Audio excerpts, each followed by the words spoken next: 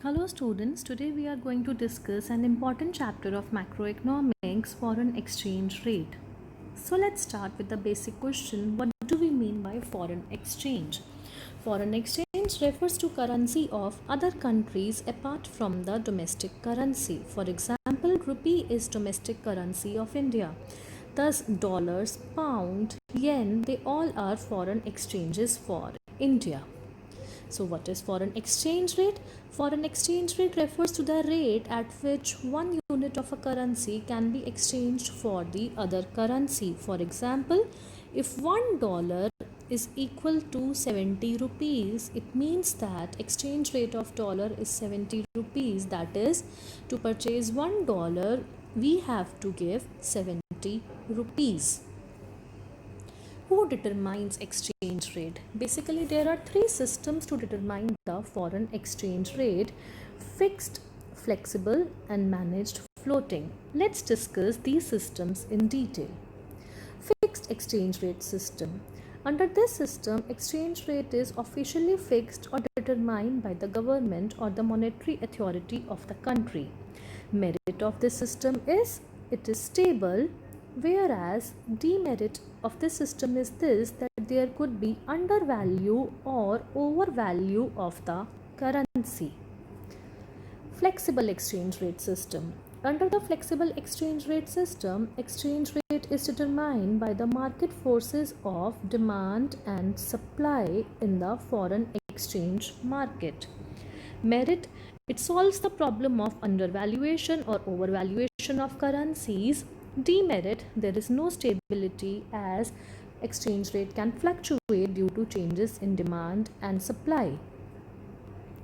An alternative to both these systems is managed floating exchange rate system. Under this system, foreign exchange rate is determined by the market forces of demand and supply, but central bank stabilizes or interferes in the market to change the exchange rate by bulk buying or bulk selling of the foreign exchange rate. For example, if government feels that exchange rate is too high, it can sell the foreign exchange rate in the market, or if it feels that exchange rate is too low, it can purchase foreign exchange rate from the market. This can be understood with the help of a diagram. Let's assume that this is the demand and this is supply curve of foreign exchange rate. R1 is the equilibrium exchange rate and OQ is the exchange rate. Foreign exchange traded. If government feels that R1 is too high and exchange rate should be R2, then government can increase the supply of foreign exchange in the market by selling from its reserve of foreign exchange, and it can help in reducing the exchange rate from R1 to R2. Alternatively, it can purchase foreign exchange from the market if it feels that exchange rate is too low. This system is also known as dirty floating, as here central bank intervenes to change the exchange rate determined by the market. Now, what are the sources of demand and supply of foreign exchange? Starting with the demand of foreign exchange.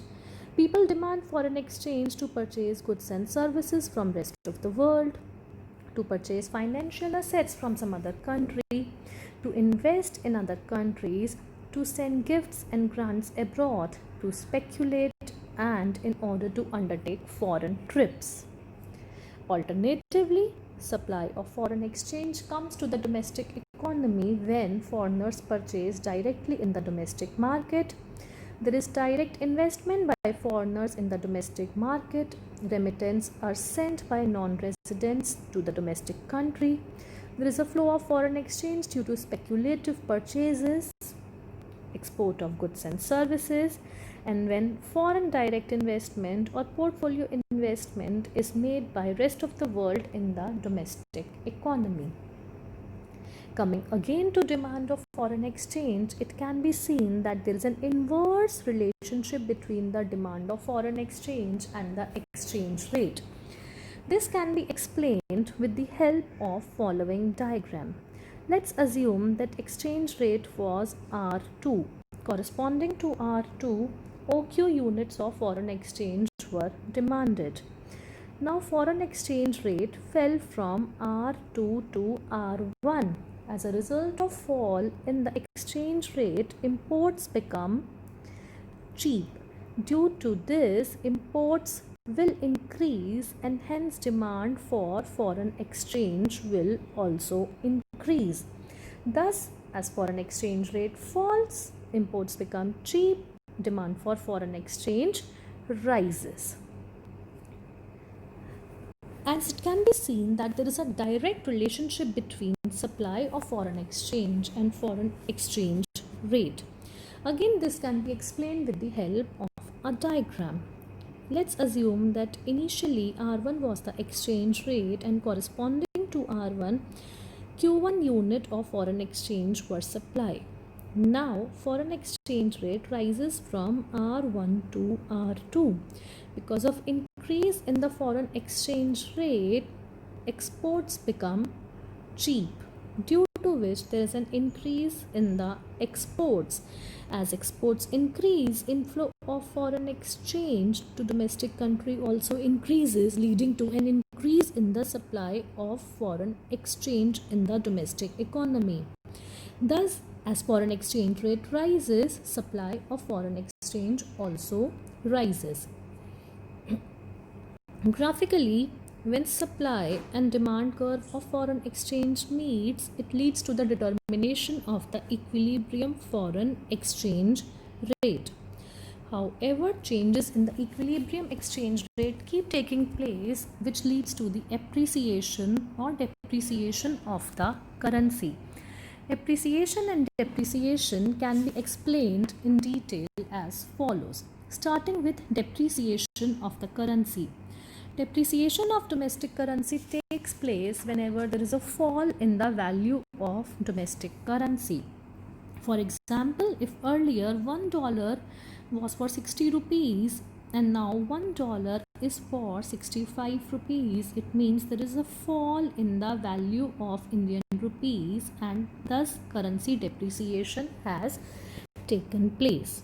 Now, what is the effect of depreciation on exports and imports?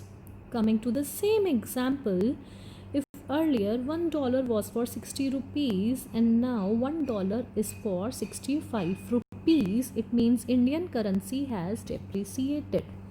Now let's check what is the effect of depreciation on exports and imports. Since price of $1 has increased from 60 to 65 rupees, thus earlier if a foreigner was able to buy 3 sunglasses by spending $1, now due to increase in the price of dollar, he can buy 4 sunglasses from Indian economy. Now it means that exports have become cheap and hence there will be an increase in the exports. Alternatively, depreciation leads to decrease in imports as imports become expensive.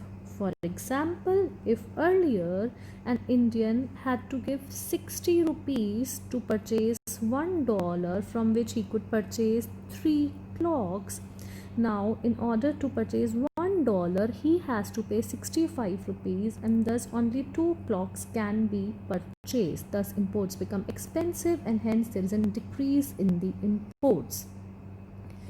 Appreciation. Appreciation takes place when there is an increase in the value of currency with respect to other currency. For example, if earlier $1 was for 65 rupees and now $1 is for 60 rupees only, it means that value of Indian rupee has increased and it has led to currency appreciation. Now, what are the effects of currency appreciation on export and imports? Coming to the same example, if earlier $1 was for 65 rupees and now $1 is for 60 rupees, leading to an appreciation in the value of rupee, let's examine the effect on exports and imports. If earlier foreigner was able to purchase 4 sunglasses from Indian economy because $1 was for 65 rupees, now by spending $1 he can purchase only 3 sunglasses, as now $1 is only for 60 rupees. Thus exports become expensive and hence there is a decrease in the exports. On the other hand, if earlier Indians were able to import 2 clocks by spending $1, as $1 was for 65 rupees, now they can purchase 3 clocks from abroad by spending $1, as now $1 can be purchased only for 60 rupees. Thus imports become cheap and hence there is an increase in import due to appreciation of the domestic currency. This was all about foreign exchange rate. Thank you. Have a good day.